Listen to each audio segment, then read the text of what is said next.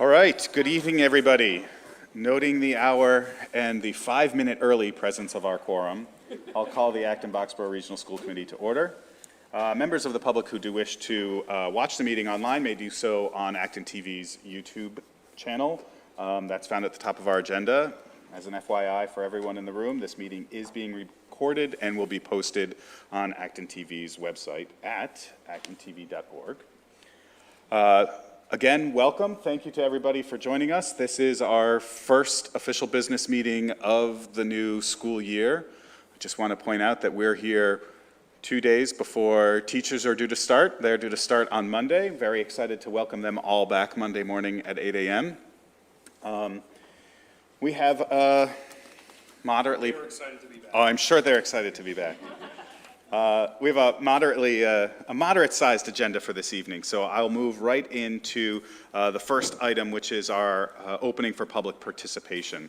So per our policy BEDH, members of the public are invited to speak for up to 3 minutes regarding items that are not on our agenda. For items that are on our agenda, the public is asked to wait for those items. Speakers must be recognized by the chair before speaking, and typically the committee does not respond to comments during public participation. So with that, is there anybody in the public who'd wish to speak? And I would ask that you please state your name and address before you begin. I'm Jeff Vandergrift for Open Lane. Hold on just a second, Jeff. We got to turn that mic on so that we get you on actontv.org. Oh, that's loud. Jeff Vandergrift, 4 Houghton Lane, so I'm a butter to the new school. I just want to say, when I look out my back window, I never thought I would say this, but it is beautiful. And so thank you all for your job in the building project. I'm concerned about the noise that would be present with the proposed battery energy storage system. It's the particular site that I'm concerned about. I have a report here from the acoustic consultant, Cross Spectrum Acoustics, and I do not believe they followed procedures consistent with 310 Code of Massachusetts Regulations 7.10. Specifically, I think they underestimate the noise at residents' properties. There's a few problems I have with the report. One is that they use the facade of houses. If you walk around the houses, 12 of them listed in their report, you will see that the front door is not where people are hanging out. That is not where people are living, and that is not where they will be when they experience the noise pollution from the source of the cooling system of the proposed battery. These people's entertainment spaces, hangout spaces are in the back of their houses, closer to the noise source, and not blocked by a 30,000 cubic foot wooden structure that are their houses that would obstruct and attenuate the noise signal. The consultant does not take any of that into consideration. They, in fact, because they use the facade, as I mentioned. They also did not take individual existing ambient noise level measurements at each of the 12 locations, which I believe the compliance requires. Instead, they used numbers that they took from 2 recordings on or near the school campus. I suspect that the recordings on or near the school campus will be significantly louder than the ambient noise of my backyard or the backyards of the other 11 houses listed in the report. So this report concludes with 5 residences. 30 seconds. Thank you. 5 residences being within 5 decibels of the upper noise limit. 1 of them is at the noise limit, and the remaining 7 residences are within 9 dB of failing. My concern is liability. If this report, my interpretation of it is correct, and this project goes ahead, I'm afraid that several homeowners will rightfully go to the district and say, buy my house from me. This is louder than you said it would be. I'm concerned about the fiscal liability, which is in the millions of dollars that you would face if this comes about. Thank you. Thank you. And I know that you had some more information, and the superintendent spoke to you. Anybody who wants to send follow-up information is welcome to do so to email abrsc@abschools.org. Thank you. Thank you. Any other members of the public?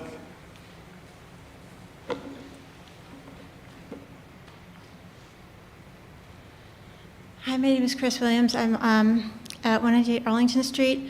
I just wanted to voice a couple of concerns. So Nexamp shared with the Board of Health that the school district stood to save $3 million over 30 years if they went forward with this project.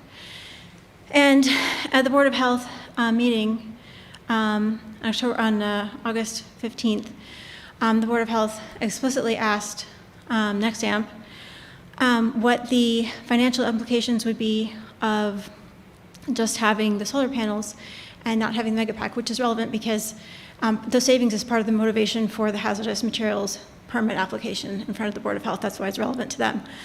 And Nexamp stated that it would cost the town multiple millions of dollars if they just had the solar panels without the megapack. That's what that was in response to that question. If that is correct, then that basically would mean that Nexamp is saying if you had 2,500 solar panels for 30 years, you would have no financial benefit because not having the megapack would wipe out the financial benefits. That was clearly incorrect. And when this was brought to the attention of Nexamp during the meeting, they did not correct that statement. So I think we're missing answers from Nexamp on the financial need for the hazardous materials permit. So that's one thing that I would like to encourage the school district to follow up with Nexamp about. Because I suspect it was in the school's financial interest to not lease the megapack and just have the solar panels because you get all the financial benefit of the solar panels without paying for the megapack. The other point I wanted to make is about notification. There hasn't been notification to all the abutters of the school property. It's only people who live within 300 feet. So I think it would be the interest of all the abutters to be notified of this project and the risks, the health hazards. And then I also think that it should be sent out to the building projects notification list for the school building project. I know that Jeff, who was just speaking, is on that email list and didn't receive any notification, just happened to find out about the project, talking to someone he knew personally. So those are my concerns. Thank you. Thank you. My name is Kurt Martin, property owner at 195, 197 Arlington Street. I'm a butter to the property. This system is very close to the property, our property line, as well as some of the other speakers have mentioned. My concern is about the fire hazards of this type of system. Considering the amount of material, the equipment itself weighs 85,000 pounds, which is a tremendous amount of lithium-ion material. In the case of a fire in this system, which there are documented cases of Tesla megapacks catching on fire, you can't put it out. You can't use water. You probably wouldn't even want to use water with it being so close to the wetlands as well. During a fire event, these lithium-ion systems, according to Dr. Wang's letter, which he submitted to the Board of Health, which some of you may have seen, many corrosive gases, or several corrosive gases are generated that are quite toxic and can be quite damaging to the environment around it. Considering that it's also located right next to a heavily used driveway by buses, trucks, cars throughout the day during the school year. I think it's ill-advised to have it placed in this spot. It would seem that it would be much better off in a different location on the property if that's possible. So in closing, I would ask the committee to consider having some open forums with the abutters, at least two before before any decision is made on any further permitting of this, to get, everyone's input from the neighborhood who has to live with this system. So those are my comments. Thank you. Thank you, Kurt. Any other comments?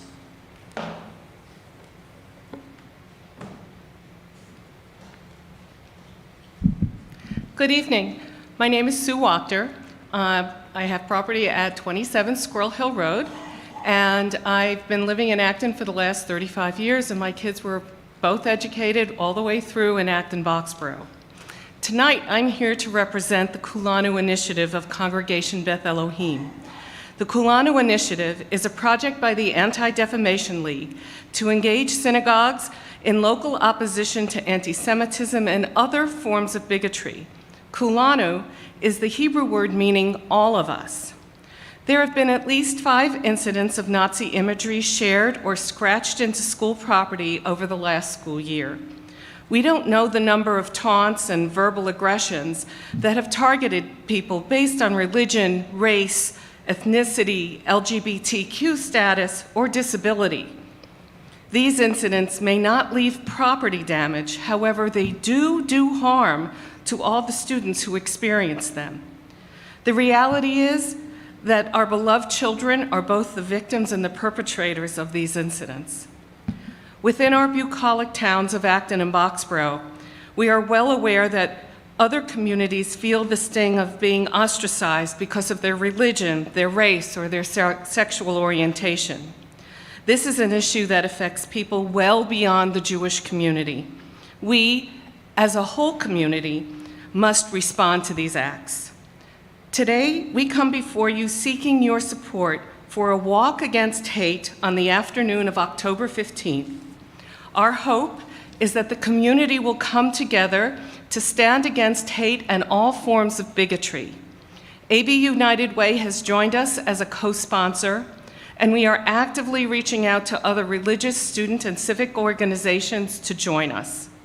We've appreciated the support from school and town officials who helped with their expertise and hope that you will be able to endorse our efforts.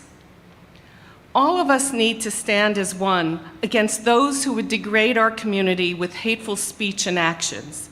If we stand together, we can make it unacceptable for hate speech and actions to exist in Acton and Boxborough. Thank you. Thank you, Sue. Peter, I think you might have an update to share about that March Against Hate as well, Stand Against Hate? A little bit. It's still very preliminary because it's summertime and we haven't gotten teachers and students back in, but we're also partnering with Beth Elohim on this. So because we're a partner with Beth Elohim, that means we've been able to waive any fees for facilities, space, things like that. And as soon as our teachers and students come back, we're going to be actively, recruiting. Additionally, we hope to hold a follow-up event that the school district is a primary sponsor of later in the school year, so that we can continue to, really draw attention to this issue because it's been significant. We're seeing that continue over the last year and even increase. It certainly is following state and national trends, but I think the message that we've worked on as a district is we have to own our part of that problem, and we can't solve the national trend, but what we do think is by activating the community, we can solve our part of the problem. So that's our goal. Thank you. Thank you. As a member of the Jewish community, I'm reaching out to my colleagues here on this board to also support this march on October 15th. So I will be participating in this march, and I would like to ask you, my fellow colleagues, to show support in this really important cause, which impacts not only my kids, or my kid, I should say, but also all children at the AB schools. Thank you. Thanks, Ben. And, I think we'll get an opportunity to talk a little bit more later in the meeting about our own protocols and also some of the school committee goals. And I think supporting this is probably in service of some of the goals that we set forward in our workshop earlier this week. Okay. We are on to the superintendent's update. Peter, I know you have a pretty lengthy update, lots of interesting things to share with us this evening. Yeah, I thought, this is an opportunity to update you on some of the things that take place in the district over the summer. So it is a little bit on the longer side. You have the print version of this, which is what we also send out to all of our families following a meeting, and we also send it out to the listserv that we have of community members who sign up. So if community members are watching and they want to receive updates from the school district, we encourage you to go to our website and you'll find a prominent link to sign up for our newsletters where you can receive this type of information as well. Only one congratulations because it is summertime, so not a lot of activity, but one of our high school students, Brian Lee, was selected as an alternate for the U.S. team at the International Chemistry Olympiad. He won the local competition, which qualified him for a study camp where he finished in the top 6 in the country. As far as we know, he is the only student from AB ever to earn a place on that U.S. team, so we want to just say congratulations to Brian.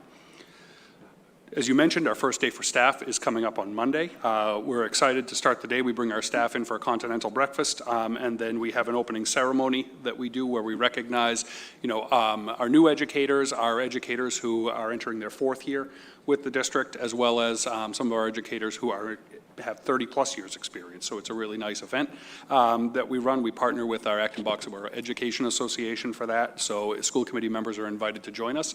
So if you're available, please feel free. We start at 8:15 a.m. in the auditorium. And if you'd also like breakfast, you can come at 7:30 and meet some of our staff. We had a really successful extended school year program from July 5th to August 10th. So that is the program for our students with IEPs who need extended services over the summer. We had 200 students participating in a range of programming with over 70 teachers, tutors, assistants, and related service staff supporting them. I just want to give a huge thank you to our staff because I know in particular that means our special education staff who work incredibly hard during the year have a very, very short summer. So thank you to all of our staff who participated in the ESY program, as well as all the families who continue to support our students with disabilities over the summer. Very exciting news, and I think you're aware of this, but I want to make sure our community is too. The state of Massachusetts just became the 8th state in the nation to permanently choose to provide free meals for all students. So that means breakfast and lunch will be served to all students free of charge. That's very exciting. We want to make sure, though, that we are really consistent in getting the word out, that we want our families to continue to apply for free and reduced price lunch through that application that we have on our food services website, because that is the gateway where we provide a whole range of services at either reduced or no cost to families. But we need to get that financial information to make sure we can properly identify students for things like free athletic participation, additional resources through the Resource Center, waived test administration fees for AP exams, SATs, things like that. So really important that families continue to fill out that application. I want to give you some facilities updates. So the facilities department has been incredibly busy this summer. This was a big work year for us as a district. So I just want to make sure I thank all of our facilities staff and custodians in particular for everything they've done. Conant abatement project was one of the biggest projects that we talked about. As you know, we had some asbestos containing material in the ceiling tiles. We've known about that for a long time. We do annual inspections on that. At this time, the annual inspection said it was time to replace the tiles. So that work has now been completed. It did mean that all of the educators at Conant had to pack up everything in their classroom, everything off the walls. It all got moved out of the classrooms while abatement happened. All the testing and monitoring has come back positive, and educators are back moved into classrooms, and Conant will be ready to open. So very, very excited about that, and just a huge thank you to the Conant educators and custodians and all of the other custodians around the district who have been going over to Conant to help and make sure that we can open that school on time. So thank you. Telephone system upgrades. This is also a big year for telephones. As I had updated you previously, the old phone system was a copper wire system that was not compliant with the new E911 laws in Massachusetts. So we have been upgrading that. So all phones at the high school, Parker Damon building, and administration building and Conant have now been upgraded from that old system. The junior high school could not also be done this summer. The vendor just didn't have capacity, but that's being done in December. And then the entire district-wide phone system, which is about 1,000 extensions, will be up to date. So good news there. We also did a removal and replacement of the epoxy floor at Blanchard, in the kitchen area. That was important. It was not in good condition and was providing a safety hazard for the staff that worked there. That work is complete, and we're moving furniture back in and appliances and everything else so that Blanchard can open on time. We also did some exterior painting at Blanchard. It was time for a refresh of that courtyard area and just to make sure that things look good for the start of school. So that was done. The also Central District Administration relocation. As you know, this building was occupied by the preschool for a long time, and we had a handful of our district offices here. Once the preschool left, we used that as an opportunity to centralize the district offices in this building, which then frees up space in our schools for teachers and classrooms and school programming. Particularly some of our special education programs need additional space. So we have now relocated this summer all of our facilities staff, our transportation office, and our nutritional services offices. So those are all in the building because everything is now central. You'll see new signage around the building going in just to make sure people know where to find things. And then, the ed tech department is going to take one additional year because we had a lot of ed tech work happening as well in the district and we didn't want to disrupt that. But we will also be bringing ed tech in over next summer and then we will all be in one place. So that's exciting. Boardwalk campus. Don't want to leave that one out, certainly, because that's something that, was unfinished last year. But I'm very pleased to let you know that the contractor made significant progress toward completing all of the work at Boardwalk over the summer. Most notably, the new parking lots will be complete for the beginning of the school year, paved, striped, lined, everything, and our families and students will be able to use those, as well as our staff. I think our staff are very excited that they can actually park at the workplace they work in. The preschool playground is complete. That will be opening with the new school year. It's absolutely beautiful, so please take a ride over there. The softball field has been laid out, but it needs, the topsoil that goes on top, and that's going to be hydro-seeded in the fall, which is a more appropriate time for proceeding. Similarly, the basketball court has also seen significant progress. As you know, we were resurfacing that. They actually chose to rebuild the entire basketball court. It's been poured now and is there. I believe the nets went in today or yesterday. I did not get a chance to get over there to make sure. But it takes 30 days for that pavement to cure before it can get painted and striped. So we expect that to be available late September for the community to use. So that's exciting as well. All of our interior items will be complete now as the school opens. That's good news.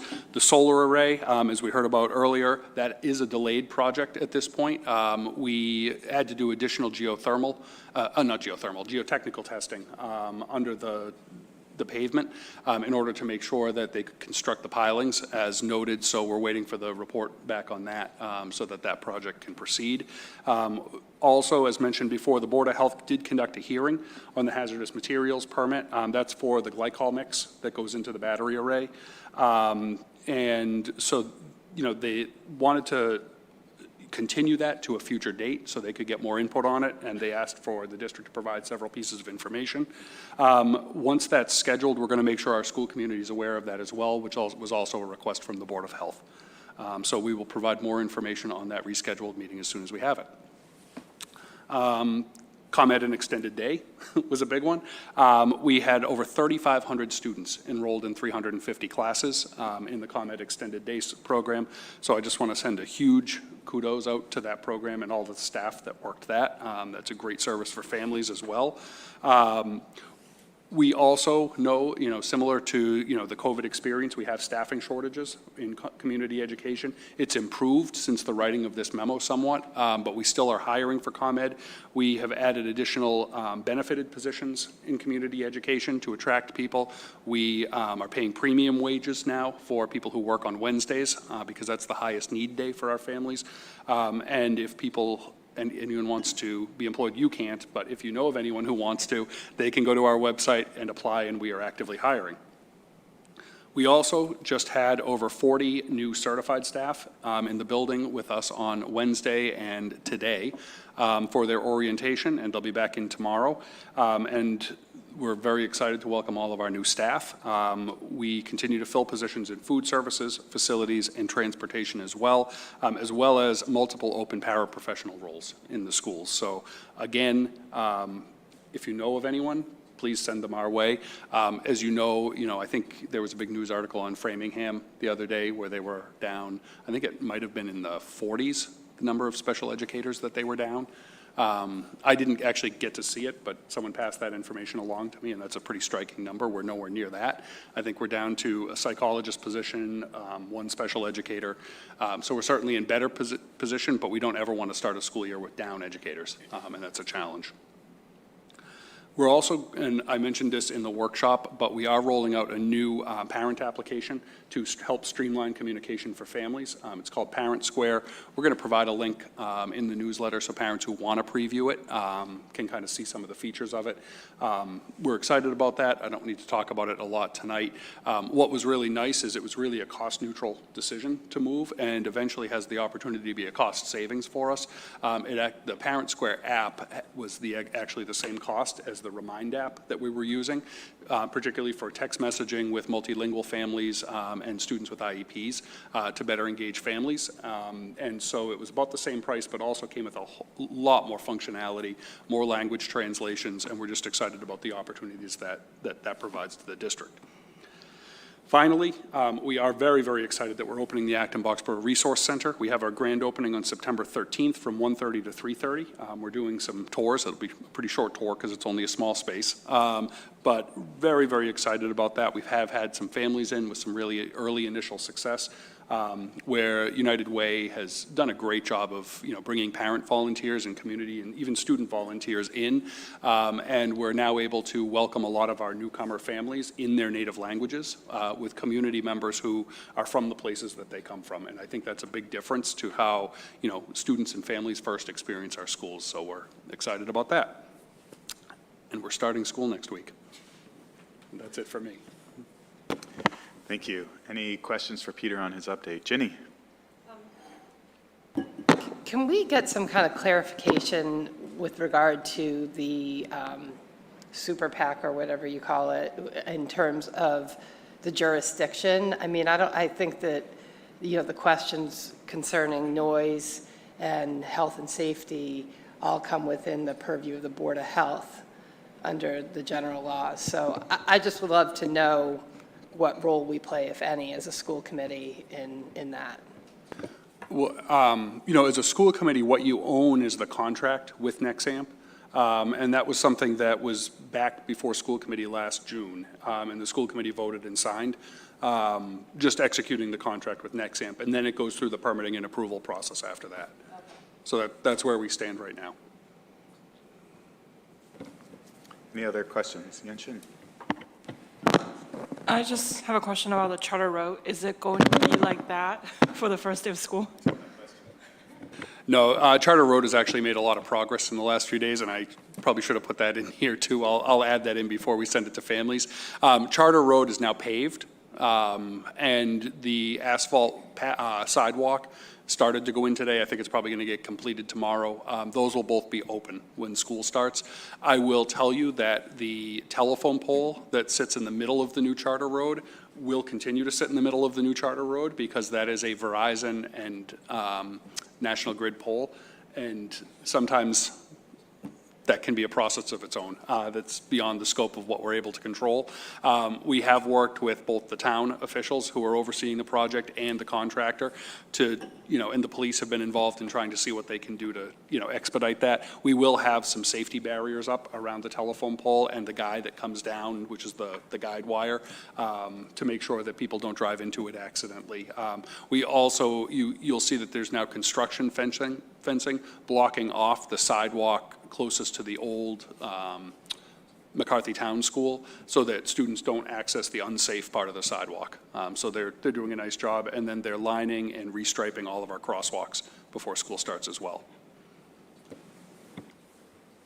Thank you for asking my question. Anybody else have questions, comments? No? All right. Thank you very much, Peter. We are on to new business. First item under new business is our FY24 assignments and liaisons. So in your packet is the list of school subcommittees.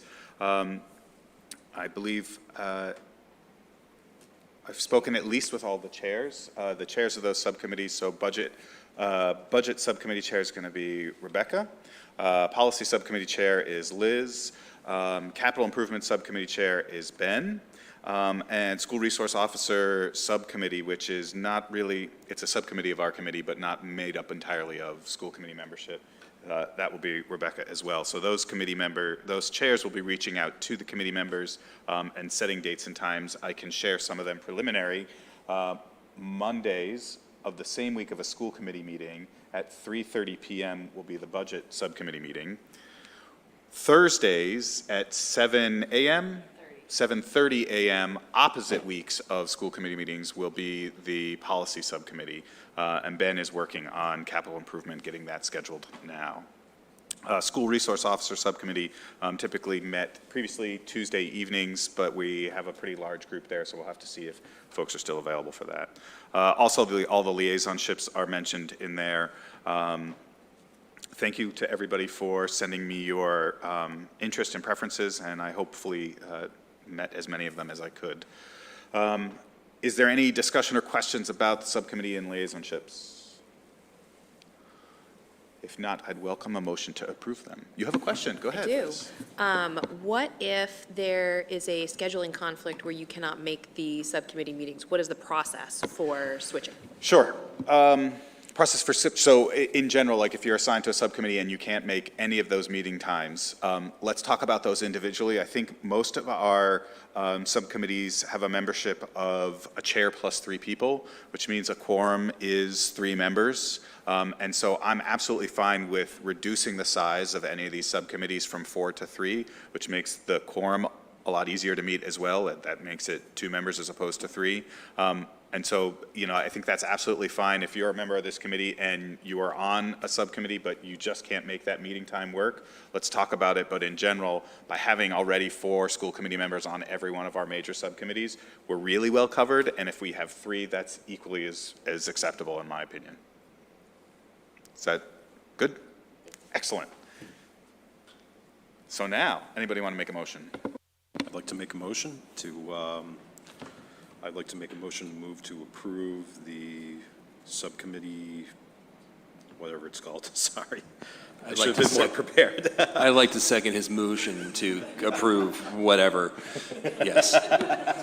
It's just a blanket for the night, I think. Sure. So let me ask you a question, Ben. Would you like to make a motion to approve the FY24 assignments and liaisons? Yes, I would. I'd second that. Great, thanks, guys. All those in favor? Aye. Aye. Any opposed or abstentions? None. That is unanimous for whatever. Next item is the approval of the change of membership of the other post-employment benefits trust fund board members, or OPEB. There's a couple of changes here, right? Because Dave has left that group and Sheri is joining it. I'm joining it, and Steve and Gary, are they the same? They're continuing. Thanks, Gary. There's a quick memo in your packet from Melissa Andrew, our district treasurer, regarding this. So there's a change to the membership of that fund. If Peter has no comments to add on that, it's pretty perfunctory. The chairperson of the school committee is typically the voting member of that group. If there's no comments, I'll accept a motion to approve the membership of the Board of Advisors to the OPEB Trust Fund. So moved. Seconded. Liz turned her mic on, so Liz will get it, and then Ben was the second on that. All those in favor? Aye. Any opposed or abstentions? None. That is unanimous. Thank you all. So we're going to move on to our FY23 finance update, and as Sheri Matthews makes her way to the stage, just want to once again welcome her to the district. You're very welcome here. We're very happy to have you here. Very excited to see how you continue to move our budgeting process and financial literacy, particularly regional school district financial literacy, forward over the course of this year. You'll be even more excited to learn she's actually brought a lot of Weston's money with her.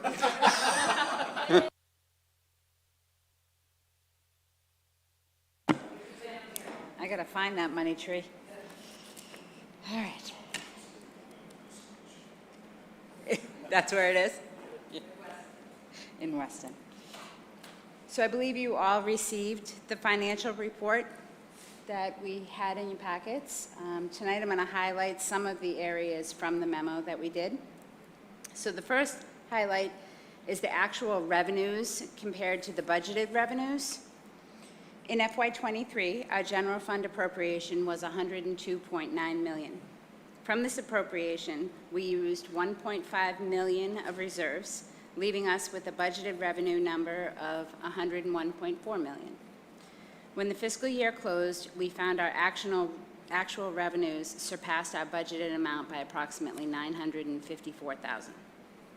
The four major factors for the increased revenues are our Chapter 70 funding. The district receives an additional $30 per student over what was anticipated from the state aid. Our charter reimbursement aid. While we received more charter aid due to student enrollment, we also received a higher assessment, so there was a very small piece there. Our Medicaid reimbursement. The guidelines changed during the pandemic, and although the increase was not as much as it was in the previous year, we are estimating for FY24 approximately $250,000. And our investment income. As the interest rates continue to rise, so did our investment income. So for our expenditure side, out of the $102.9 million that was appropriated, we had a remaining positive balance of $163,622. There were two categories that had larger overages within the line items that you can see in the memo. Facilities and operations, we had an overage of about $174,000. From all the expenses that I went through, there were more repairs in FY23 than in previous fiscal years. There were a lot of elevator, door, and glass repairs that were unanticipated. Peter has already started the process of setting up the capital planning subcommittee meetings so we can look at our capital plan and prioritize each building and project what we need. The second is athletics. We spend a great deal of funding on transportation to and from sporting events. Many times we'd have to get outside vendors to support our athletes. Thankfully, as of this morning, we are fully staffed with our bus drivers. I'm not sure this will completely help, but hopefully this means we might be able to offer more trips by our own drivers and not have to get an outsourced driver to do it. Looking at the big picture compared to FY22, our net budget variance is down by about $129,000. The next slide is the preliminary estimate of where our E&D may lie for July 1st, 2023. We had our auditors in last week. They've gathered everything. Now they're kind of going back and going through.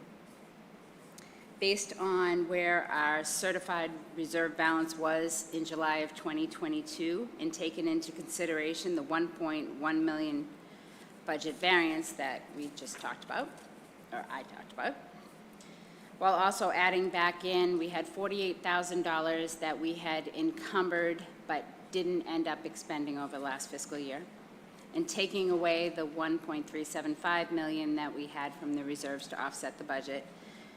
That leaves us of a balance of almost $2.8 million for July 1st. This number would represent approximately 2.6% of the maximum 5% the district's allowed to hold in reserves. And this last slide just kind of shows you some highlights from the revolving balances. As Peter stated earlier, we now have free meals for all students within the district, and we are the 8th one. So our fund balance was $412,000 higher than it was at the end of FY22, which is very helpful. Our OPEB, our balance went up by about $1.05 million, and for FY24, we've budgeted $900,000 to go into OPEB. With our circuit breaker, I'm not sure if everyone knows what circuit breaker is. It's a state special education reimbursement program. It started back in 2004 to provide assistance for out-of-district tuitions and special education costs. The state takes the foundation budget, multiplies it by 4, and any costs that are higher than that, we can get up to 75% reimbursement for tuitions and now transportation as well. Historically, the funding's been used to offset the future year's tuitions. Our community ed balance is up about $357,000. The number's slowly building back up from the pandemic and the reduction of all the programs that we had. And finally, our all-day kindergarten fund balance is down by about $85,000. So as I'm new to the district, I'll answer any questions I can.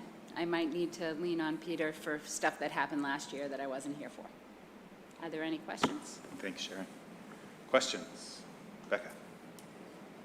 I'm not sure if you or Peter would be able to answer this, but the elevator door and glass repairs, is that related to the graffiti that needed to be removed? No, what we actually had found is our elevator inspections in a number of places had expired, and we had a couple of elevators in the district that were not functional and had not been repaired in a number of years. So it was really important to us just to make sure that any elevator we had in the district was inspected, repaired, and up to code. So that was the additional cost for elevator inspections.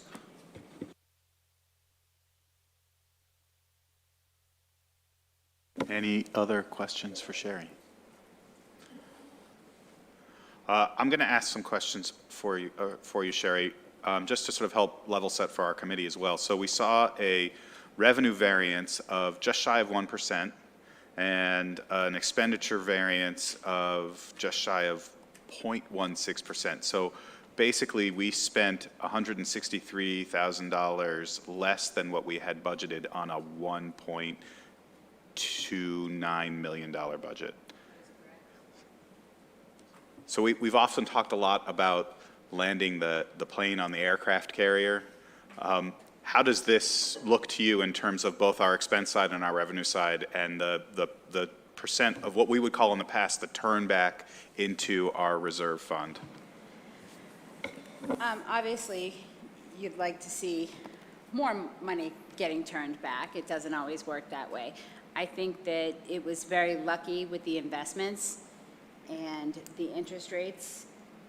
If that, I don't think our variant, like our revenue would be as high, obviously, if we didn't have those revenues coming through. I think that me personally, one of my biggest goals this year is to get an understanding of every single line item and where every dollar goes, so I can understand how to budget properly, not to say anybody didn't, but how to budget properly so we're using the funding that we're receiving to the best of its potential. Please. I think, one thing to highlight for the committee is, we've actually seen, I believe the trend line is that the expense variance has been getting closer and closer to zero over the last several years, but that also coincides with more difficult and challenging budgets. I think, we are having to budget really close to zero, and in order to be able to provide the services that we need for students. But it means that, we've been really aggressive at reducing any additional areas that we thought could be reduced. And so we're budgeted really close to zero. I think it's probably going to be a challenge for us again this year in this budget, and I would foresee that in the future. I'd like to see us maybe at 0.5%, somewhere between 0.5% and 1% in terms of the expenditure variance. But during challenging budget times, I think, it's hard to say that you're building in an extra $500,000 somewhere that you didn't need. So I think it's just a statement that, what's in the budget is actually what we need. Thanks, and I think that's kind of what I'm getting at as well, just so that the committee understands. We appropriated $1.28 million for last year, and we used it down to essentially the last penny, and that can be kind of scary. It looks great as we project to our community. We're budgeting exactly what we need. Should we have 1 or 2 high-cost special education move-ins, another 3 elevators need to be repaired, all of these unplanned expenses as we get to the end of the year, we can't, unless we vote and get approval from our towns, spend more than that $102 million. So, for me, seeing that we came in and we got $163,000 left over at the end of the year, that's, for me, that's a little frightening. I'm quite happy that the interest rates are up, essentially. That's worked to our advantage. And then the other thing that I noticed that you added in here was a summary of all the district reserve accounts. And I think that's really helpful for all of us to see, both the committee and the community members. But I think as we continue to discuss this, and I don't think there's a need to discuss it now, I think it's really important to understand what are those reserves used for, permitted to be used for, and what is the difference necessarily between all of our reserve funds versus, or what we might say are restricted and unrestricted reserve funds. Because I think that a lot of our town finance committee members are really interested in how much savings do you have altogether, but then how can we spend that money, because some of it we can't spend in areas that we may need to.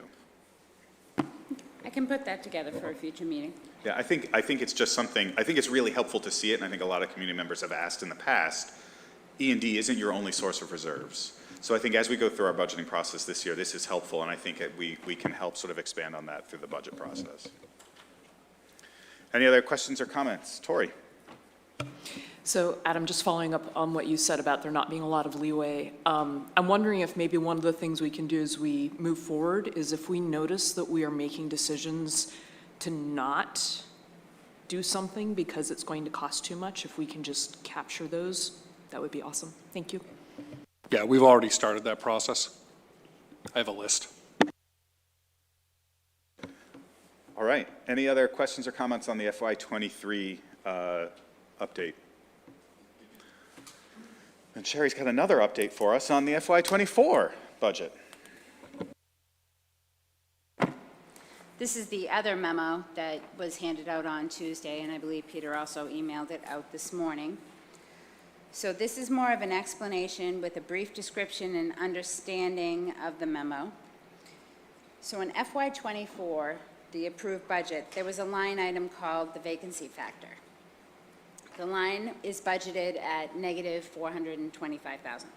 In reviewing the budget, the vacancy factor was erroneously double counted due to the way that it was identified in the budget preparation process. This discrepancy resulted in the personnel salaries being $425,000 short. So we're proposing to close the budget gap by a combination of reducing personnel expenses and using additional unanticipated revenue included in the final state-approved budget. So up on the screen is our proposed solution. Our FY24 voted budget had our estimated revenue at $18,758,529. When the state budget came out as approved, there was an additional $30 per student in the Chapter 70 funding, resulting in an additional $150,420 earmarked for Acton-Boxborough. Additionally, we estimated regional transportation at approximately $2.2 million. When the state budget was approved, the state estimated 90% reimbursement rate, which results in an additional $332,373. Since the time of the approved budget, there was a position that we're not going to replace, so through attrition, we're going to save $98,173. So this is showing you what our original revenue and budget were, where we're proposing to change the $105 million to the $106 million without having to ask the community for any additional funding. So this shows that the change, if approved and voted by the school committee, will not change the assessment of either Acton or Boxborough. You can see the previous, our final from last year, 102,899, our final that was approved this spring, 105,897, and what we are asking for, and I'm just going to go backwards just for a second just to show. We're going to take the revenue from the Chapter 70 of the $150,000, and out of the additional transportation aid, 176 of it will help to offset the 425, and then through the attrition, the 98,000 from the position we're not going to replace. So again, you come back here, you see what the total assessments were that got presented in the spring. For the Acton assessment, it was 2.84%. For the Boxborough assessment, it was 5.18. We're not asking to change either one of those, but we would still need a vote to change the local appropriation from 105,897,586 to 106,224,413. And by doing so, we would do journal entries to put that $425,000 back into the personnel salaries. To prevent the situation from happening again, we've kind of merged our human resources and financial system, and we're implementing something called position control. This means that every permanent position will have an individual position number assigned to it. This is going to ensure that we're only accounting for the positions that we budgeted for. We've performed, or we're in the middle of performing, a line-by-line analysis and updating salary sheets to determine future salary needs. We've scheduled monthly meetings between finance and HR to make sure that there's no miscommunications. And we began having bi-weekly operations meetings with finance, human resources, technology, transportation, food services, community ed, and facilities. This way, everything is transparent and we have communications between departments, so we don't miss anything. Is there any questions? I'll go around the committee first, and then Gary will come to you. So, questions from the committee? All right, Gary, I guess you're up then. Sure. Because I actually think there's an important point on this. I'm Think- sorry, Gary. While Gary fiddles with the switch to turn his mic on. Yeah, I purposely turned that off and made it hard to turn on for you, Gary, so I could talk first. It needs to be brought down so I can see it. In all seriousness, I think, this is a change in the appropriated budget, and a couple things I want to point out, because, this is significant and it's not something that we want to have happen. One, when we change the appropriated budget, we have to understand that we're increasing the base that speaks to the FY25 budget process. And we have to know that, quite honestly, if we had knew that it was double counted before, we wouldn't have hired the positions going into this year. As we start school, it's just not in kids' best interest to make that transition. And we know we have revenue and it's not going to impact the assessments. We think this is an appropriate way to do it. But we know that we're going to have to account for this in the FY25 budget process. And that's something we've talked about internally and we're already tracking. So that's one. I also just want to point out that if we're, now that we're saying and we're proposing to use the additional revenues, we just talked about turnbacks on the previous slide. What that means is those additional revenues are not going to be the surprise, revenues that get turned back at the end of the year. So, there's an impact to this, and, we take that seriously, but I just want to make sure I'm noting for you what those two items are. So Gary Kushner, Boxborough Finance Committee. First question, what is this item again? What does it mean? You want me to? You want me to talk to vacancy factor, or do you want to? I'm happy to, because So there was a number of years ago where the district was seeing very high amounts of money turned back in the expense side of the budget, particularly the personnel budget. It was probably, now I wasn't here, but I think it was like in that 2014, 15, 16 range, right after regionalization. There were really high turnbacks, which is where excess and deficiency got built up. In the personnel budget, we were budgeting teachers' salaries, but then we always know that some teachers are going out on leave for, FMLA reasons, there's maternity leaves, there's paternity leave, there's all sorts of reasons why people go out, and when we fill them, we have a substitute teacher that comes in behind them at a significantly reduced rate that's nowhere near the original teacher's salary. So that adds up over time, and it was going into the expense side of the budget as a turnback at the end of the year. There was, I believe, having talked to Marie, there was, community pushback around that and wanted the personnel budget to be closer to actual. So there was this vacancy factor created to kind of recognize that, we're probably going to end up with an average of, $4,250,000 at the end of every year that's going to get turned back. So why not account for that in the budget process so that we're not over budgeting on personnel?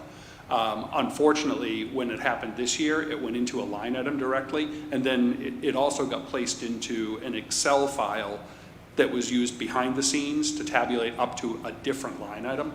And so it got double counted as a negative budget expense. So is it an expense line or a revenue line? It's a negative expense line that's put into place in the budget.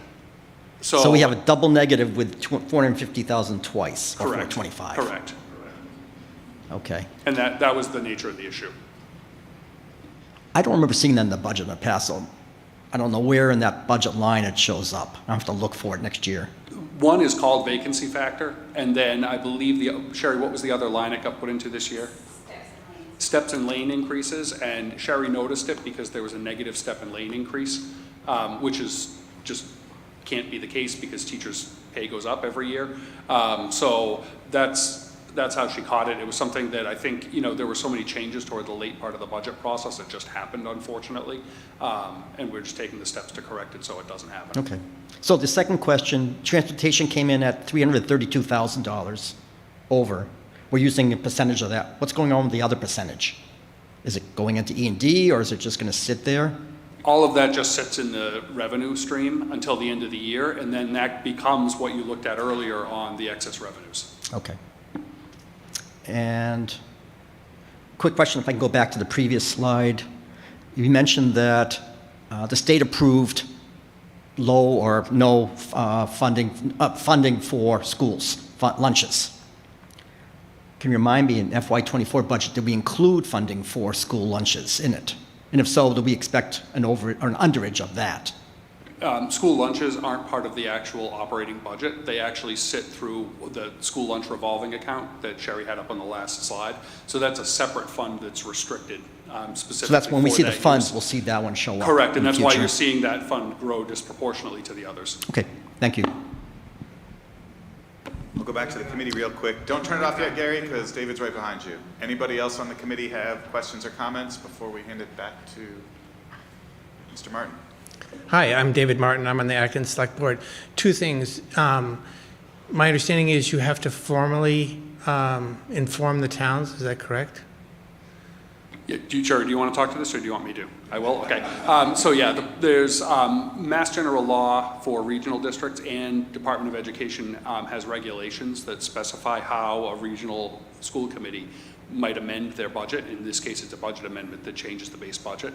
And that requires notification to the appropriating bodies, which, goes through the select board and town meeting, right? That's the appropriating body for the assessments.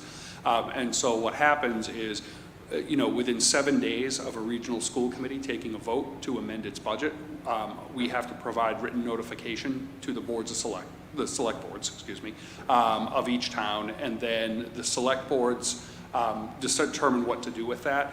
The DESI regulations don't speak to the select board role because it's outside DESI's purview. But what it does say is and the law supports this, that if there's no action taken by an appropriating authority within 45 days, the budget amendment is assumed to have gone through.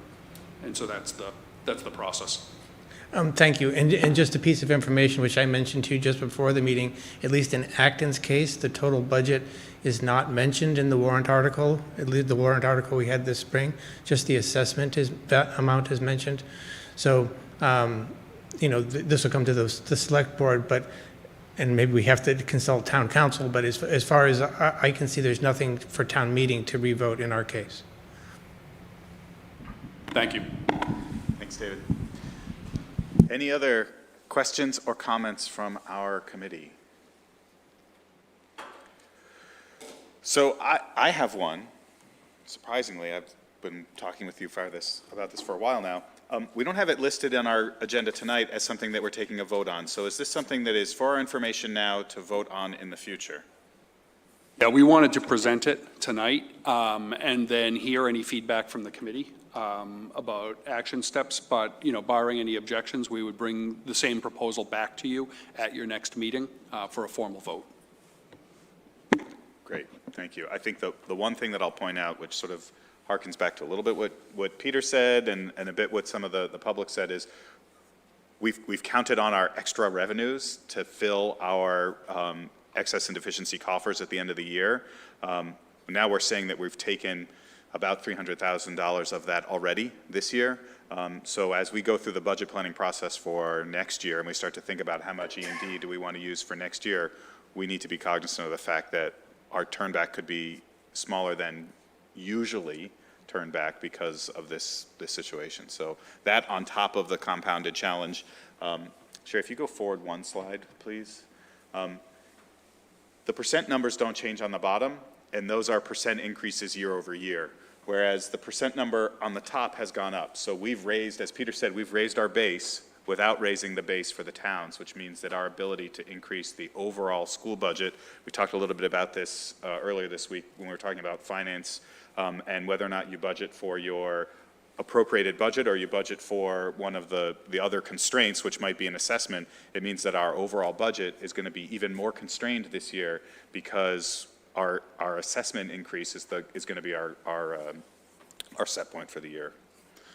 I'll just close by thanking both Peter and Sheri for your work on this. I know this has not been easy, both from a logistics standpoint and getting on board and having to say, oops, there's a big mistake here.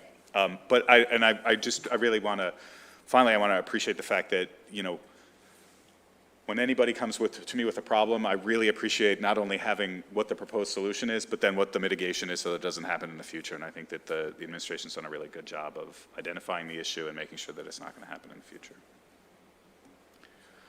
Okay. Next item is something we do get to vote on. Sheri, do you want to go over very briefly the recommendation to set the Imprest balance for student activity fountains? Sure. Every year, as per Mass General Law, Chapter 71, Section 47, the school committee has accepted the provisions of the fact that we have student activity accounts. So we do have 3 Imprest checking accounts, one at the senior high school, one at the junior high school, and one at the Blanchard Elementary School. So the school committee, we recommend that they vote the amounts that we keep, the maximum amounts we keep in those Imprest accounts. We don't want to change anything. We want to keep it as it was last year. So it's $35,000 for the senior high school, $25,000 for the junior high school, and $5,000 for the Blanchard Elementary School. We just need the vote to keep those amounts the same. Thank you. There is recommended vote language in your packet. Someone want to make that motion, please? Sure. I'd like to make the motion to set the impressed balance of the student activities checking accounts for the 2023-2024 school year consistent with the prior year as follows. Senior high school, $35,000. Junior high school, $25,000. Blanchard Elementary School, $5,000. Second. Thank you, Ben and Andrew. All those in favor? Aye. Any opposed? Any abstentions? That is unanimous. Thank you. Thank you very much, Sheri. Thank you. All right, I am going to take us a little bit out of order. So we are on our agenda. It does say the consent agenda is next for us. One of the items on the consent agenda was to review and vote our operating protocols.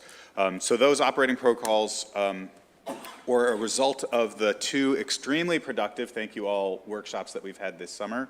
And the operating protocols are very similar to protocols we've had in the past. We sat as subgroups inside our workshop and discussed the sort of 3 main headings there, and then came back as a group and discussed them a little bit more. That's one of the things that we're going to vote. And then the other thing that we had a very fruitful discussion about just earlier this week was reviewing some of the district and superintendent goals for the years and deciding upon what might be an overarching goal for our committee for this year, something separate from what the district is working on in support of the district, but that is something that us as committee members can put together. We had a very lively discussion again of all those different options, and admittedly we ran short on time to really hone down what was our goal going to be and how we might put it together. So I took a lot of that information that we had before we left that meeting. We really felt that there was something around community engagement, community communication, making sure that we bring all of our community members along with us through the processes that we're going through this year.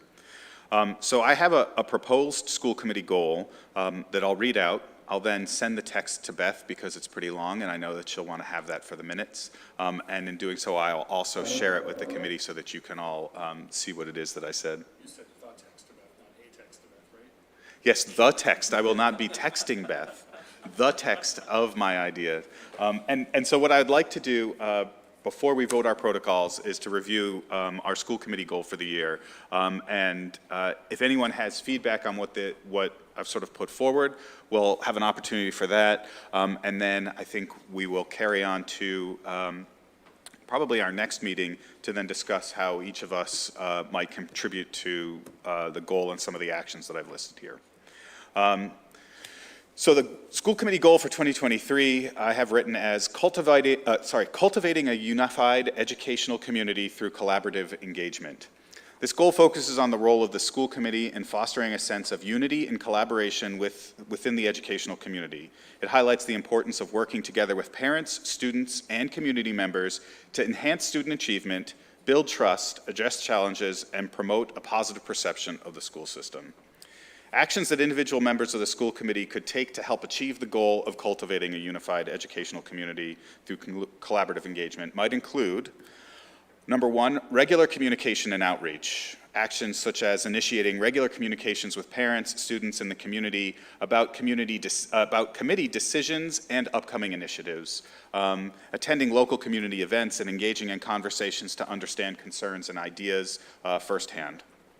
Second action would be hosting open listening sessions and workshops. Organize some open forums where committee members can actively listen to feedback and suggestions from parents, students, and community members, and then share that back with the committee as a whole. Participation in school events and visits. Attend school events, performances, athletics activities to show support for students and demonstrate our committee's involvement. And then finally, transparency and decision rationale. Communicate the reasons behind the committee's decisions clearly and transparently to foster understanding and trust within the community. These actions focus on building direct connections with the community, actively engaging in dialogue, and demonstrating a commitment to collaborative decision-making for the betterment of our educational community. So that is sort of the synthesis. I think we probably had about 25, 30 Post-it notes that really spoke to this. And as we left the meeting, we sort of wanted to bring it into a goal that we could look at, and then B, some actions that we could all look at and say, this is something that I feel comfortable that I can do in support of the goal. So as I said, I will give Beth this text, and I will send it out to the committee. And what I would ask for you to do is individually think about how you might participate in one of those 4 actions that I've listed, and send that back to me individually.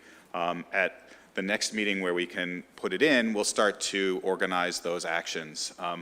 Obviously, we all need to be very careful around open meeting law concerns, so we're not going to deliberate about these items. We're just going to say what it is that we want to do, and then in open meeting, we might do some very quick organization around, here's some of these activities, who's going to go do that, and then that person's responsible. The other thing I want to be responsive to was some of the comments that we had, expressing some concerns about how do I, as a single committee member, sit at, say, Acton Coffee House representing the committee when maybe my view on a topic is different than that of the committee.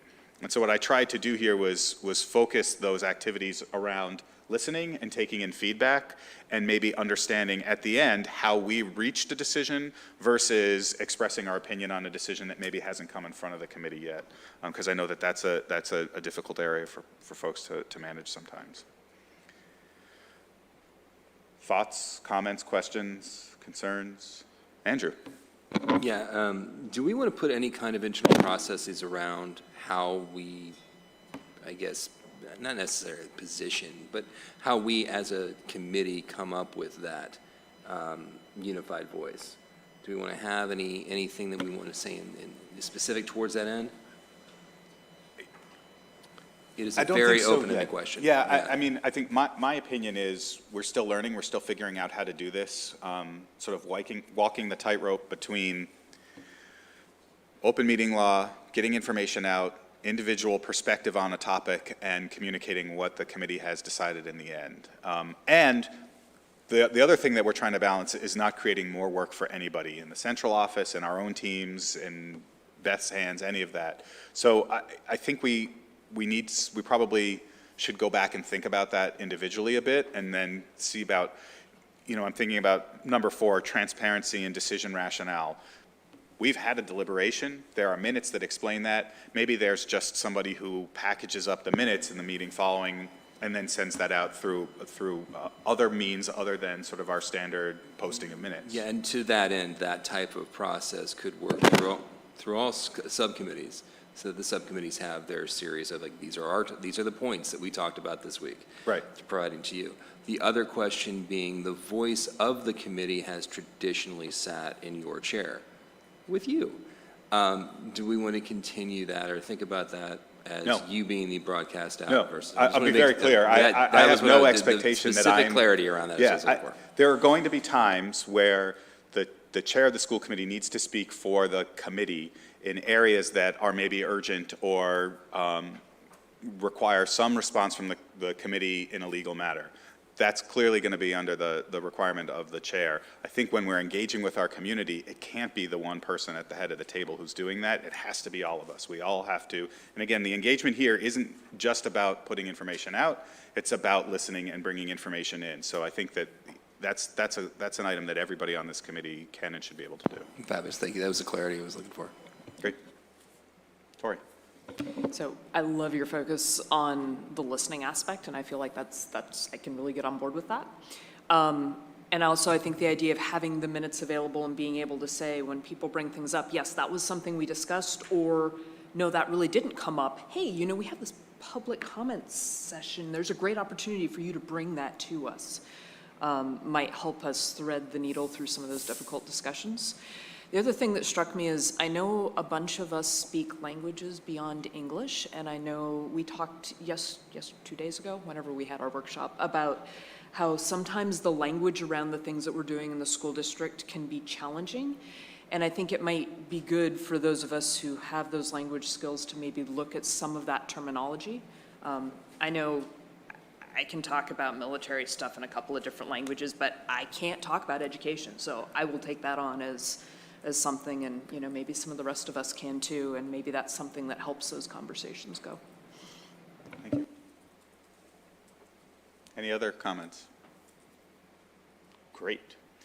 So assuming that we've all taken a look at the operating protocols and maybe even signed our name to the sheet in advance, is there a motion to approve the ABRSC FY24 operating protocols?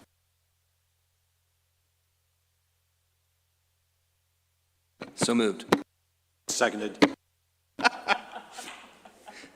You can't wait in this game, Anshin. So that was Andrew and then Ben. All those in favor? Aye. Any opposed or abstentions? Hearing none, that is unanimously approved. We'll now move on to our consent agenda items. So items on this consent agenda don't usually require discussion, which is why we pulled the operating protocols out. And they're approved with one vote unless any member would like to hold an item. If you would, please say hold. And just a reminder, members don't have to attend the meeting to vote on the minutes. So item number now 2 is going to be the approval of the ABRSC meeting minutes from 7/19/2023. A recommendation to approve the energy fees for the Boardwalk campus, a recommendation to approve grants received from Eastern Bank to Summer Day Program, and a recommendation to approve the Miriam PTO budget. Hearing no holds, is there a motion to approve the consent agenda? I move that the ABRSC approve the consent agenda as proposed. Seconded. Ben was the second. All those in favor? Aye. Any opposed or abstentions? That is unanimous. Is there someone who would like to read our statements of warrants and a recommendation to approve? I have them up.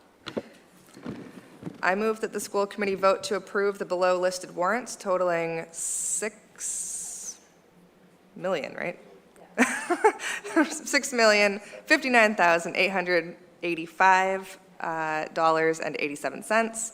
AP vendor warrants as follows: 23-027F dated 6/30/2023 in the amount of $393,859.15. 24-002A dated 7/20/2023 in the amount of $252,660.98. 24-02B dated 7/27/2023 in the amount of $2,581,392.18. 24-003B dated 8/10/2023 in the amount of $951,158.27. Payroll vendor warrants as follows: 24-002PR dated 7/27/2023 in the amount of $249,909.28. 24-003PR dated 8/10/2023 in the amount of $144,125.21. Payroll warrants as follows: P2402 dated 7/24/2023 in the amount of $738,491.61. P2403 dated 8/10/2023 in the amount of $748,289.19. Second. Thank you, Tori, for seconding that. All those in favor? Aye. Any opposed or abstentions? None. Peter, is there anything in the FYI you would like to share? Just call your attention to a memo from Steve Martin, our athletic director. This is to the ABSAF Board of Directors. It's one of the things that we do is just to update them annually about how we're dividing up the donation that they gave us. They very, very generously donated $48,000 to the district at the end of last year, if you recall that meeting. It's a huge service to the district. There's a lot of students and families involved in supporting that organization, and we're just very grateful for the donation, so we wanted to provide you with a copy of the memo. Thank you. I will just highlight for the members of the public who are both here and watching at home, our next meeting is September 7th. It's going to be a very brief business meeting and then a very long executive session, an update on a number of items for the committee in executive session. And then following that, our next meeting will be September 21st. With that being said, and it being 8:15, and I know that both my kids are still awake, is there a motion to adjourn? So moved. Second. Okay, that'd be Tori and then Yenshin. All those in favor? Aye. Any opposed? Any abstentions? Thank you. We are adjourned. Thank you, everyone.